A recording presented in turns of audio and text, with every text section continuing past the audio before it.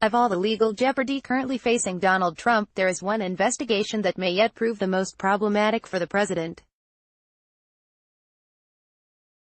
It is not a special counsel Robert Muellers' impending report, nor the new probes launched by House Democrats, but a wide-ranging inquiry currently being conducted by federal prosecutors in the Southern District of New York.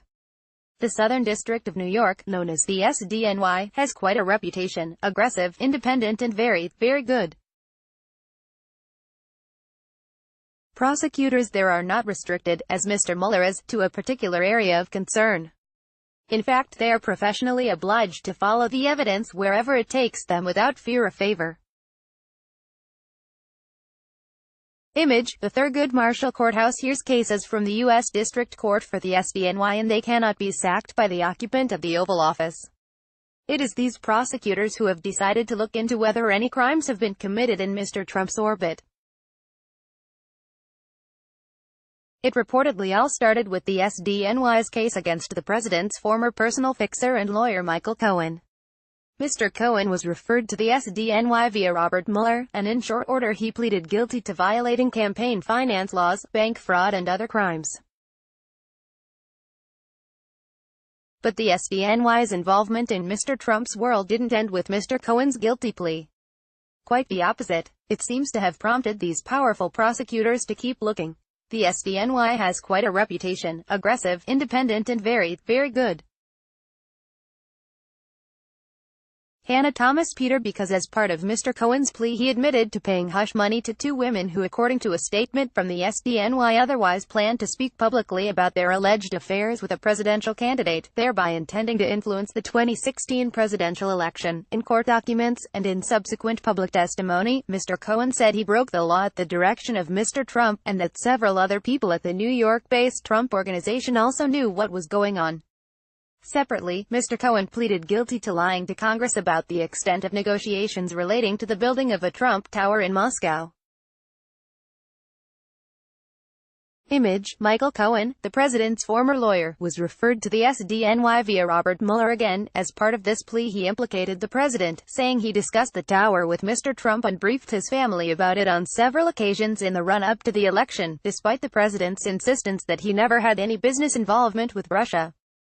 Mr. Cohen said recently that although Mr. Trump didn't explicitly ask him to lie, he strongly suggested that Mr. Cohen should. And the SDNY's investigations reportedly don't end there. Image: there are no restrictions on the SDNY investigation into Mr. Trump. It sent subpoenas to Mr. Trump's inauguration committee seeking material relating to possible money laundering, mail-in wire fraud, illegal foreign contributions, and campaign finance violations.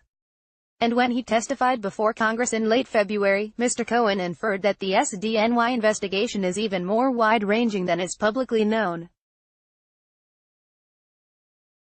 He was asked by a committee member, "Is there any other wrongdoing or illegal act that you are aware of regarding Mr. Trump that we haven't yet discussed today?" To the president, who once ran with a crowd that treated New York City as a personal playground, it must feel like his hometown has turned against him. Hannah Thomas Peter: Mr. Cohen replied yes, but declined to provide further details, citing the ongoing investigation in New York. He said he was in constant contact with the SDNY's prosecutors.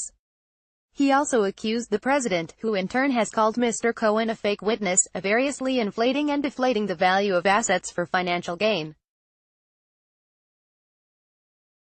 The SDNY, like all federal prosecutors' offices, adheres to the notion that a sitting president cannot be indicted. But there is nothing to stop it doing so once he leaves, or should the evidence warrant it, charging close associates and Trump family members.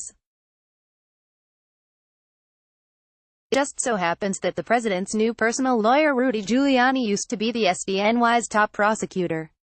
Image: Rudy Giuliani, Donald Trump's new personal lawyer, used the power of the SDNY to go after the mafia. He used the power of the SDNY to go after the mafia and other criminal organizations.